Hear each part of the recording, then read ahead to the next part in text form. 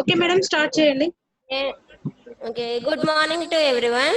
My name is Gangarani. I am working as a ITCT trainer in APS WRS Nalmada, Anantapur district. Today my topic is DBMS. DBMS, 1 minute screen share just.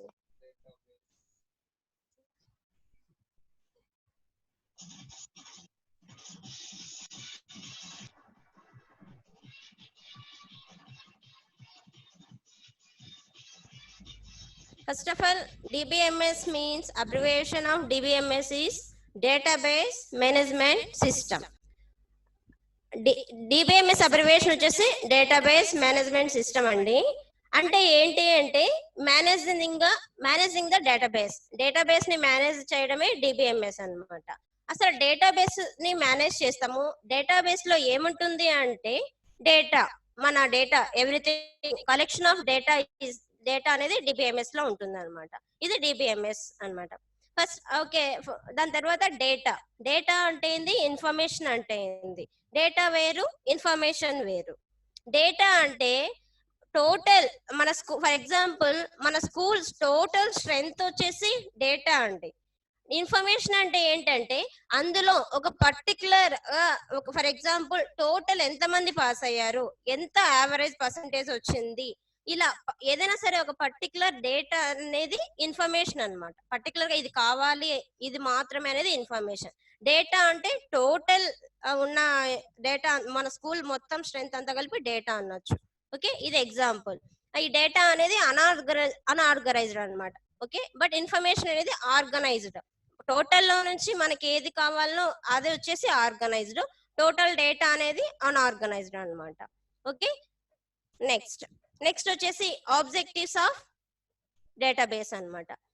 ఇవి ఇక్కడ చూడండి, mass storage అంటే ఏం లేదండి, it can store very large amount of database లో మనం వచ్చేసి very large amount of డేటాని స్టోర్ చేసుకుంటాం అన్నమాట. Next removes duplicates. ఏదైనా సరే డూప్లికేట్ డేటా ఉండింది అనుకోండి, అది రిమూవ్ చేసేస్తుంది అనమాట. Next multiple users. ఈ డేటాబేస్ ని ఒకరే కాదండి, మల్టిపుల్ యూజర్స్ యాక్సెస్ చేసుకోవచ్చు అనమాట, యూజ్ చేయొచ్చు అనమాట.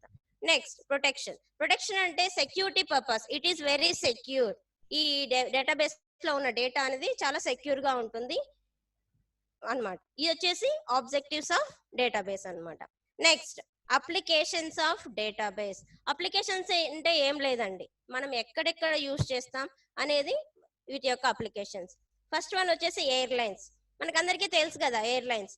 అందులో వచ్చేసి వెళ్తూ ఉంటారు కదా ఫ్లైట్స్ లో వెళ్ళే వాళ్ళు, వాళ్ళ డేటా అనేది ఎవ్రీథింగ్ అనేది ఈ డేటాబేస్ ని యూజ్ చేసి అందులో స్టోర్ చేసుకుంటారు. వాళ్ళు ఒక డిబిఎంఎస్ లో స్టోర్ చేసి పెట్టుకుంటారు అనమాట. వాళ్ళు ఏ టైంకి వెళ్తున్నారు, ఏ ప్లేస్ నుంచి ఏ ప్లేస్ కి వెళ్తున్నారు, ఎప్పుడు మళ్ళీ రిటర్న్ వచ్చారు, అయితే అవన్నీ ఎవ్రీథింగ్ అంతా ఈ డేటాబేస్ లో స్టోర్ అయి ఉంటుంది అనమాట. ఒక్కొక్క ప్లేస్ కి డిఫరెంట్ డేటాబేసెస్ అనేవి ఉంటాయి. నెక్స్ట్ బిజినెస్ పర్పస్ కోసం ఏదైనా బిజినెస్ డేటా కూడా అంతా కూడా ఈ డిబిఎంఎస్ లో స్టోర్ చేసుకుంటారు.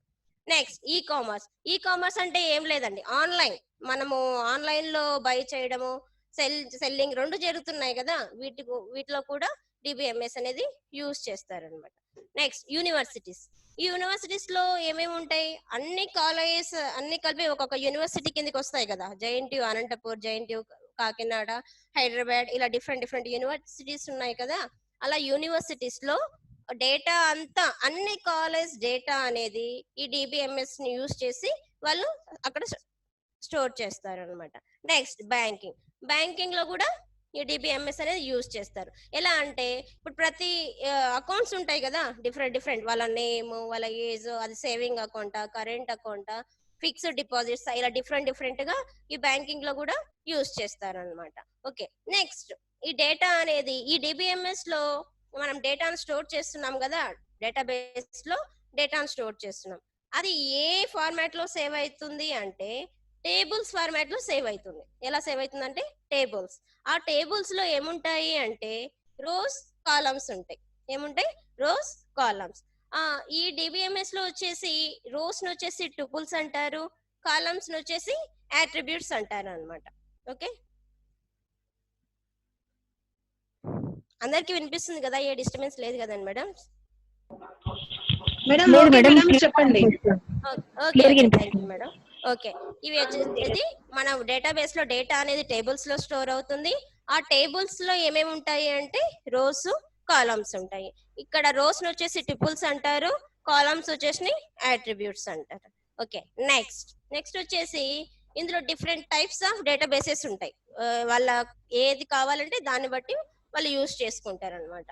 ఫస్ట్ వన్ వచ్చేసి centralised database, distributed database, personal database, end user database, commercial database, relational database, cloud database, object oriented database, graph database. ఇలా డిఫరెంట్ టైప్స్ ఆఫ్ డేటాబేసెస్ ఉంటాయి అన్నమాట. ఎవరికి ఏది యూజ్ అవుతుందో దాన్ని బేస్ చేసుకొని యూజ్ చేస్తారనమాట. ఈ సెంట్రలైజ్ డేటాబేస్ అనేది ఎలా ఉంటుంది అంటే ఇందులో ఓన్లీ సింగిల్ డేటాబేస్ ఉంటుంది అనమాట. బట్ దాన్ని మల్టిపుల్ యూజర్స్ అనే వాళ్ళు యూజ్ చేస్తారనమాట. నానా వీడు చూడన్న వీడియో తీస్తున్నాను నాకు. Hello, sorry. Next centralise database ఎలా ఉంటుందంటే ఒకే ఒక డేటాబేస్ ఉంటుంది, మల్టిపుల్ యూజర్స్ అనే వాళ్ళు యాక్సెస్ చేసుకుంటారు అనమాట. ఓకే, నెక్స్ట్ వన్ వచ్చేసి distributed database.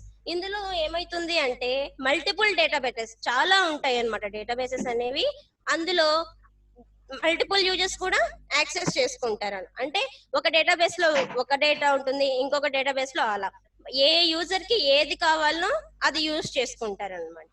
Next personal database అంటే ఏం లేదండి, మన సిస్టమ్ లో మనం మాత్రమే యాక్సెస్ చేసే డేటాని సింగిల్ యూజర్ సింగిల్ డేటాబేస్. ఇప్పుడు మన సిస్టమ్ ని నేను ప్రెసెంట్ యూజ్ చేస్తున్నానంటే నేను ఒక్కదాన్నే యూజ్ చేస్తాను కదా, అది సింగిల్ డేటాబేస్ సింగిల్ యూజర్ అనమాట. Next end user database. ఇది వచ్చేసి ఎక్కడ యూజ్ చేస్తారంటే ఆఫీసెస్ కంపెనీస్ లో యూజ్ చేస్తారండి. సిచ్యువేషన్ ని బేస్ చేసుకొని ఎవరికి ఫర్ ఎగ్జాంపుల్ ఒకవేళ మేనేజర్ ఉంటాడు, తర్వాత ప్రాజెక్ట్ లీడ్ ఉంటాడు, తర్వాత డెవలపర్ టెస్టర్స్, ఎవరికి యూజ్ ఎప్పుడు ఏది కావాలో అప్పుడు వాళ్ళ సిచ్యువేషన్ బట్టి వాళ్ళు యూజ్ చేసుకుంటారు. Next commercial database. కమర్షియల్ అంటే ఏం లేదండి, ఇది వచ్చేసి మనం దీన్ని యూజ్ చేయాలి అంటే మనీ పే చేయాలన్నమాట, అది కమర్షియల్. నెక్స్ట్ రిలేషనల్ డేటాబేస్ లో ఏముంటుందంటే మనం ప్రెసెంట్ చెప్తున్నాం కదా డిబిఎంఎస్ లో డేటా అనేది మనం డేటా అంతా టేబుల్స్ లో స్టోర్ అవుతుంది, అందులో రోస్ కాలమ్స్ ఉంటాయని. అలా ఇందులో డేటా వచ్చేసి ఎలా ఉంటుందంటే టేబుల్స్ లో ఉంటుంది, ఆ టేబుల్స్ లో రోస్ కాలమ్స్ అనేవి ఉంటాయి అన్నమాట.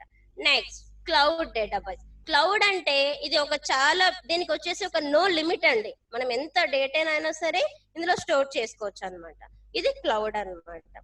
నెక్స్ట్ ఆబ్జెక్టివ్ ఓరియంటెడ్ అంటే మనం జావా విన్నాం కదా, Java is a objective oriented programming language అని.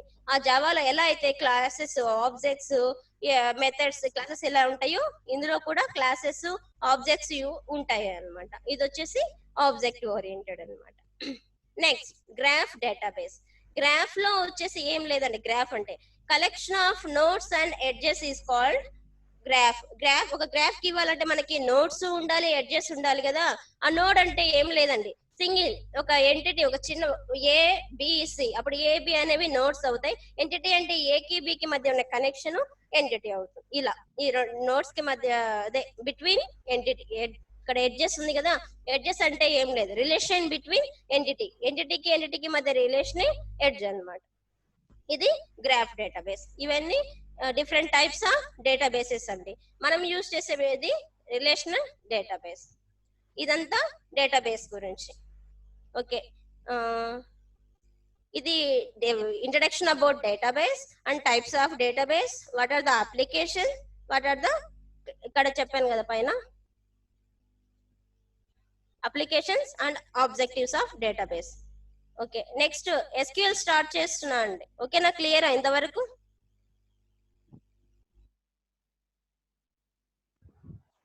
ఓకే మేడం, చెప్పండి. Okay sir.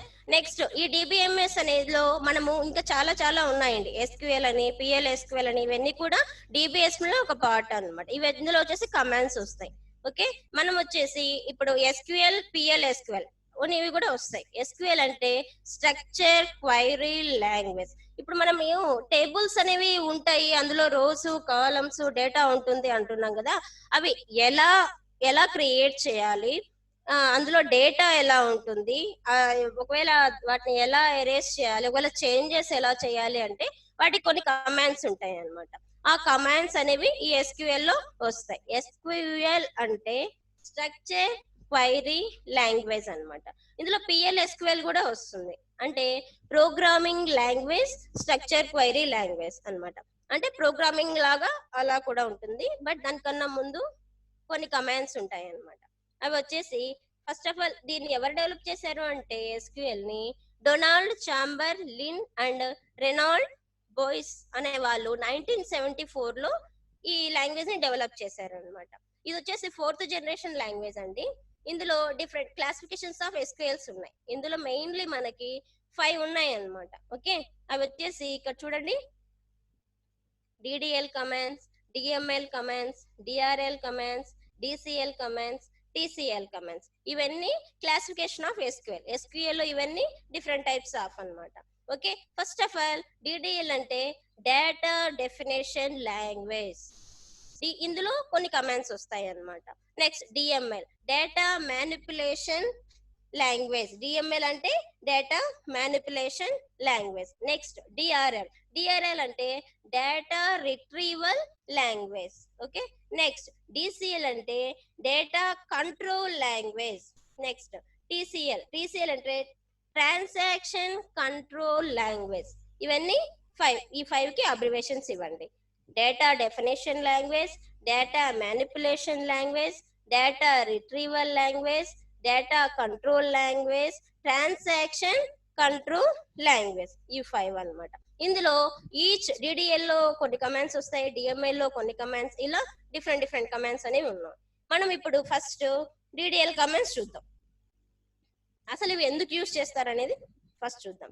First one DDL data definition language లో కొన్ని కమాండ్స్ ఉన్నాయి. ఏంటంటే create, drop, alter, rename, truncate. ఈ 5 వచ్చేసి DDL కమాండ్స్ అన్నమాట. ఓకే, ఫస్ట్ వన్ ఇందులో క్రియేట్ అనే కమాండ్ ఎందుకు యూజ్ చేస్తారు అంటే it is used to create a table.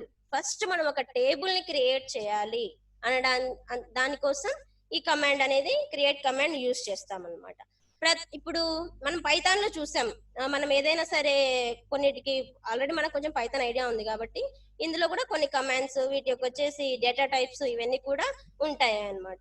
Same అన్ని లాంగ్వేజెస్ ఇప్పుడు జావా, C++, పైథాన్ వీటిలో ఎలా అయితే డేటా టైప్స్ ఉన్నాయో ఇందులో కూడా DBMS లో కూడా ఉంటాయి అన్నమాట డేటా టైప్స్ అనేవి. ఓకే, ఫస్ట్ ఇప్పుడు ఇవి వచ్చేసి కమాండ్స్. ఫస్ట్ ఈ క్రియేట్ కమాండ్ అనేది ఎందుకు యూజ్ చేస్తామంటే ఒక టేబుల్ ని క్రియేట్ చేయడానికి. ఫర్ ఎగ్జాంపుల్ ఒక ఎంప్లాయీ అనే ఒక ఎగ్జాంపుల్ తీసుకున్నాం అనుకోండి. ఆ ఎంప్లాయీ అనే టేబుల్ ని క్రియేట్ చేయడానికి ఫస్ట్ ఈ క్రియేట్ అనే కమాండ్ ని యూజ్ చేస్తాం. ఒక ఎంప్లాయీ అనేది తీసుకున్నాం అనుకోండి, ఆ ఎంప్లాయీకి ఏమేమి ఉంటాయండి? ఎంప్లాయీ ఐడి ఉంటుంది, ఎంప్లాయీ నేమ్ ఉంటుంది, ఎంప్లాయీ ఫోన్ నెంబర్ ఉంటుంది, ఎంప్లాయీ శాలరీ, ఎంప్లాయీ అడ్రస్, ఇవన్నీ తీసుకోవచ్చు అన్నమాట. ఇవన్నీ వచ్చేసి ఎంప్లాయీ అనే ఎగ్జాంపుల్ తీసుకుంటే ఆ ఎంప్లాయీకి ఇవన్నీ వస్తాయి. Okay, first of all syntax ఉంటుందండి. ఆ సింటాక్స్ ని బేస్ చేసుకొని మనం కోడ్ అనేది రాస్తాం. ఫస్ట్ ఒకటి ఏంటంటే క్రియేట్ టేబుల్ ఇది వచ్చేసి సింటాక్స్ అండి. ఓకే, ఒక టేబుల్ ని క్రియేట్ చేయాలంటే క్రియేట్ టేబుల్ నేమ్. ఆ టేబుల్ నేమ్ లో మనం ఏ నేమ్ కావాలంటే అది ఇచ్చుకోవచ్చు. స్టూడెంట్ అయినా, ఎంప్లాయీ అయినా, ఏదైనా సరే మనకి ఏది క్రియేట్ చేయాలనుకుంటే అది ఇవ్వచ్చు. నెక్స్ట్ ఇక్కడ అందులో ఇప్పుడు మనం ఇప్పుడు చెప్పాను కదా ఒక ఎంప్లాయీస్ కి ఏమేమి డీటెయిల్స్. ఎవరిదో రీసౌండ్ వస్తుందండి, కొంచెం మ్యూట్ చేసుకోరా.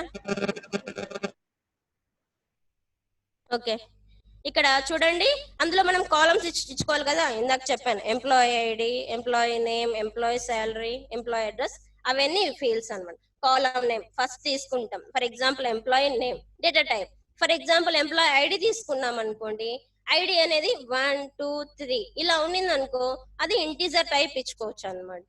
లేదు ఒకవేళ నేను EMP1, EMP2, EMP3 అంటే బోత్ ఇంటీజర్ అండ్ క్యారెక్టర్, అప్పుడు మనం ఏమి ఇచ్చుకోవాలి అంటే varchar2 అనే ఒక డేటా టైప్ ని యూజ్ చేస్తాం అన్నమాట. నెక్స్ట్ కాలమ్ 2 నేమ్ అనేది మనకి ఇక్కడ మనకు తెలుసు కదా, మనం క్యారెక్టర్ లో తీసుకోవచ్చు, మనకు లెటర్స్ ఏమి ఉండవు కాబట్టి. నెక్స్ట్ ఒకవేళ శాలరీ అంటే నెంబర్ కాబట్టి నెంబర్స్ లో ఇంటీజర్ లో తీసుకుంటాం. ఇది వచ్చేసి సింటాక్స్ ఇలా. దీనికి మనం ఇప్పుడు ఒక ఎగ్జాంపుల్ చూద్దాం. For example create table name వచ్చేసి నేను ఎంప్లాయీ తీసుకున్నానండి. ఓకే, అందులో ఎంప్లాయీ ఐడి, మనం ఫస్ట్ ఎంప్లాయీ ఐడి, తర్వాత అది ఇంటీజర్ కాబట్టి ఇంటీజర్ టైప్ తీసుకుంటాం. నేమ్ అనేది క్యారెక్టర్స్ కాబట్టి ఫోన్ నెంబర్ అనేది మనం వేర్కేర్ లో తీసుకోవచ్చు, ప్లస్ సింబల్ వస్తుంది కదా అందుకు. నెక్స్ట్ ఇది ఇలా తీసుకొని ఇది ఓపెన్, లాస్ట్ లో సెమీకోలన్ ఇచ్చేసుకుంటాం, క్లోజ్ బ్రేస్ సెమీకోలన్. ఇలా చేస్తే మనకు టేబుల్ అనేది ఒక ఎంప్లాయీ ఇలా వచ్చేసి employee ID, employee name, employee phone number ఇలా టేబుల్ అనేది మనకు క్రియేట్ అయిపోతుంది. ఇది క్రియేట్ టేబుల్ అన్నమాట. టేబుల్ అనేది ఇలా క్రియేట్ అవుతుంది. నెక్స్ట్ కమాండ్ వచ్చేసి డ్రాప్ అంటే ఇది ఆ డ్రాప్ కమాండ్ ఎందుకు యూజ్ చేస్తామంటే it allows to remove entire database. ఈ డ్రాప్ కమాండ్ యూజ్ చేస్తామంటే మొత్తం ఎంప్లాయీ టేబుల్ అనేది మొత్తం వెళ్ళిపోతుంది. దీనికోసం డ్రాప్ అనేది యూజ్ చేస్తాం. చూడండి ఇక్కడ దీనికి వచ్చేసి సింటాక్స్ డ్రాప్ టేబుల్ నేమ్. మనం ఇది సింటాక్స్. ఎగ్జాంపుల్ వచ్చేసి డ్రాప్ టేబుల్ ఎంప్లాయీ. మనం ఇందాక ఎంప్లాయీ అనే టేబుల్ ని క్రియేట్ చేసాం కదా, ఆ టేబుల్ అనేది వెళ్ళిపోతుంది. ఇది డ్రాప్ కమాండ్. నెక్స్ట్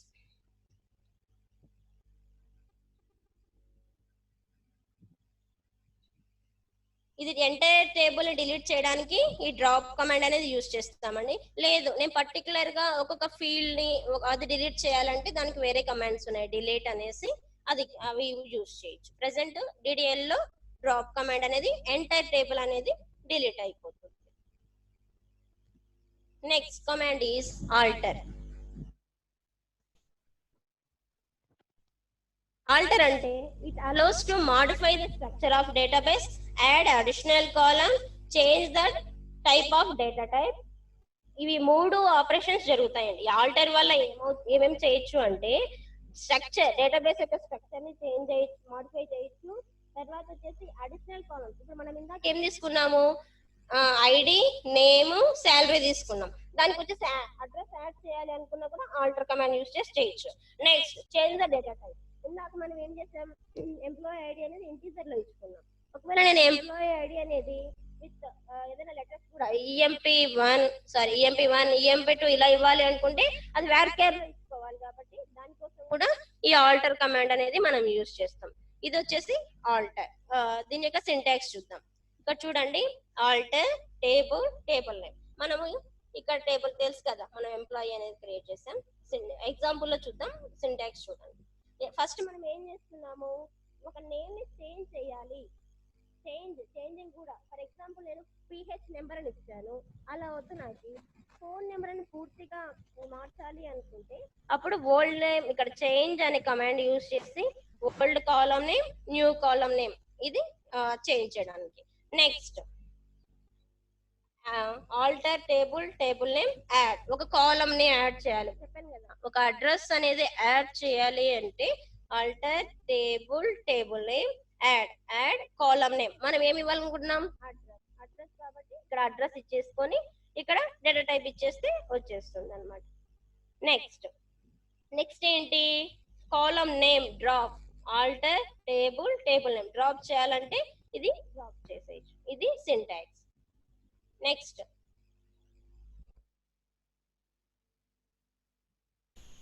ఇవన్నీ వచ్చేసి ఆల్టర్ గురించి అండి. ఆల్టర్ లో వచ్చేసి ఒక ఏం చేసాం, డేటా టైప్ ని చేంజ్ చేసుకోవచ్చు, లేకపోతే ఒక యాడ్ కూడా చేసుకోవచ్చు. ఒక న్యూ కాలమ్ యాడ్ చేయాలన్నా కూడా యాడ్ చేసుకోవచ్చు. ఓకే, ఇది సింటాక్స్ వచ్చేసి ఆల్టర్. నెక్స్ట్ రీనేమ్ అనేది ఎందుకు యూజ్ చేస్తాము అంటే use to change the table name. ఇప్పుడు ఎంప్లాయీ టేబుల్ ఉంది కదా, మనకి ఎంప్లాయీ అనే టేబుల్ నేమ్ ని చేంజ్ చేయాలి అనుకుంటే rename table old name to new name. Old name employee ఉంది, న్యూ నేమ్ EMP అని ఇచ్చుకోవాలనుకుంటే ఇలా యూజ్ చేస్తాం. ఫర్ ఎగ్జాంపుల్ చూస్తారా, రీనేమ్ టేబుల్ ఎంప్లాయీ. మనం ప్రీవియస్లీ ఎంప్లాయీ అని ఇచ్చాం కదా, మనకి EMP అనేది కావాలి. ఎంప్లాయీ అనేది నేను చేంజ్ చేసి EMP. గంగా మేడం వాయిస్ రావట్లేదు. వినిపిస్తుందా? ఓకే. ఓకే. రీనేమ్ కమాండ్ అనేది ఎందుకు యూజ్ చేస్తాము అంటే టేబుల్ యొక్క నేమ్ ని చేంజ్ చేయడానికి. ఇప్పుడు నేను పైన ఎంప్లాయీ అనే టేబుల్ తీసుకున్నాను కదా, దాన్ని నేను ఈఎంపి అనే మార్చడానికి రీనేమ్ అనే టేబుల్ ని కమాండ్ ని యూజ్ చేస్తాం. దాని యొక్క సింటాక్స్ వచ్చేసి rename table old name. Old name వచ్చేసి ఎంప్లాయీ కదా, టు న్యూ నేమ్. మనం ఏది ఇవ్వాలనుకుంటే అది ఇవ్వచ్చు. ఎగ్జాంపుల్ లో నేను చూడండి, ఇక్కడ employee previous name, new name వచ్చేసి ఈఎంపీగా చేంజ్ అయిపోతుంది అనమాట. ఇది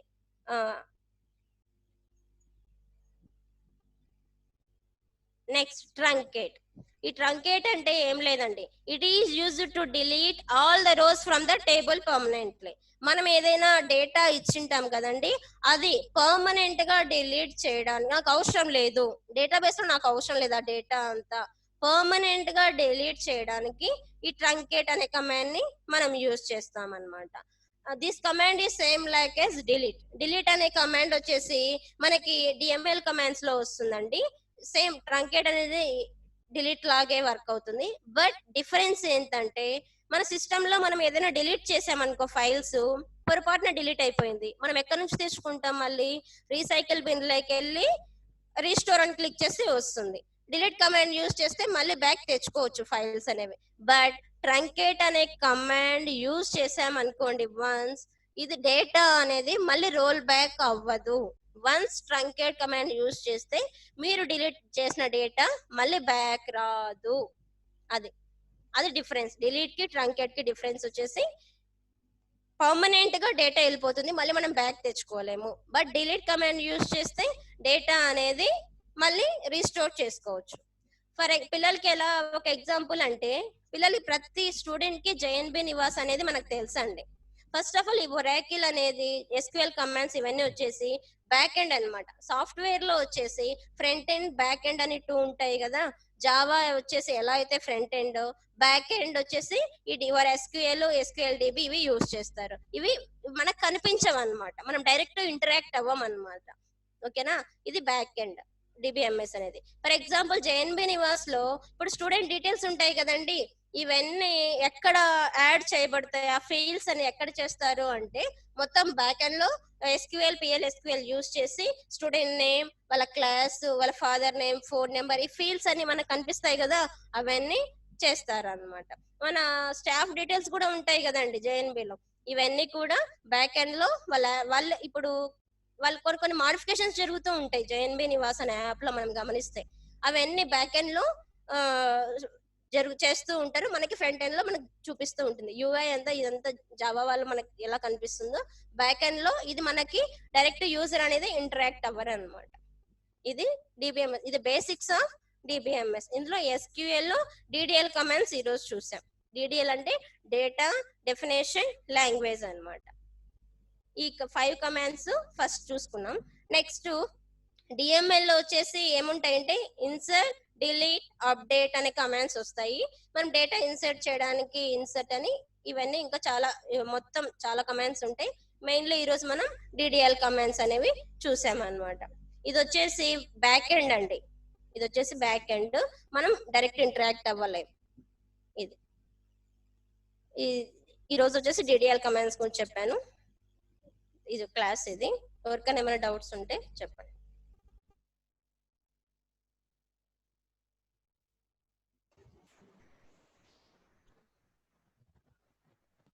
హలో శ్రీకాంత్ సార్. మేడం చెప్పండి మేడం. సార్ ఇది వచ్చేసి డిడిఎల్ కమాండ్స్ గురించి సార్, విత్ సింటాక్స్ ఎగ్జాంపుల్ తో చూసాను. ఈ 5 కమాండ్స్ వచ్చేసి ఇది బేసిక్స్ ఆఫ్ డిబిఎంఎస్. డేటా అనేది జేఎన్బి లో అనేది ఒక ఎగ్జాంపుల్ చూసి చెప్పాను సార్. ఓకే మేడం, అందరికీ అర్థమైందా మేడం? ఎవరికైనా ఏమైనా డౌట్స్ ఉంటే ఇందులో అడగండి. ఇప్పుడు మేడం ఇక్కడ సింటాక్స్ రాశారు కదా, మీకు సింటాక్స్ చూపించారు టైప్ చేసి, అవి ఎక్కడ ఎలా టైప్ చేయాలో సార్ ఇవి వచ్చేసి సాఫ్ట్వేర్ ఉండాలి సార్, దీంతో ఎస్క్యూఎల్ గాని ఎస్క్యూఎల్ డిబి అనే సాఫ్ట్వేర్స్ ఉండాలి మన దగ్గర. ప్రెజెంట్ లేదు. ఓకే ఓకే ట్రైనర్స్ అడుగుతున్నాను మేడం. ఓకే ఓకే మేడం చెప్పండి మేడం, ఎలా టైప్ చేయాలో అవన్నీ కూడా మేడం చెప్తారు, లేకపోతే నేనైనా చెప్తాను.